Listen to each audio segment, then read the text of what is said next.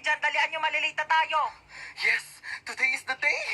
Pag di pa kayo bumangon dyan, di na tayo tutuloy Ba't ganyan itsura mo? Di ka ba natulog? Grabe, sa sobrang excited ko pa mo, di na ako nakatulog kagabi. Hoy, princess, gumising ka na daw dyan. Wait lang, 5 minutes na lang. Wala na, iwan ka na daw, sabi ni mama. Wala nga, gigising ni. Mali ko makita yung color brown kong damit. Dadaling ko yun Sinabi na kasing ihanda yung mga dadalhin kagabi. Kung kailan pa alis na, tsaka pa kayo nagkagaganyan. Alas 4 aalis, tapos alas 6 na, naliligo pa lang, tapos nagre-ready pa lang ng damit.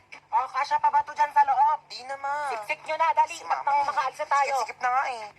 Oh, wala nang naiwan ha? Wala na po. Beses ko na yung pinaalala sa inyo. Di wala nang nakasaksak dun sa bahay Wala na, natanggal ko na, babe. Oy, nalak ko na rin yung gate, di ba? Oo, nilak mo na, nakita ko kanina. Asa pala yung susi? Wala sa akin. Sino ba naglock ng gate? Ikaw naman naglock ha. Pero inubot ko yun sa'yo. Sige, mag-away pa kayo dyan. Uuwi talaga tayo sa bahay. Alam, nasusuka si Bunso. Oh, ito plastic ko.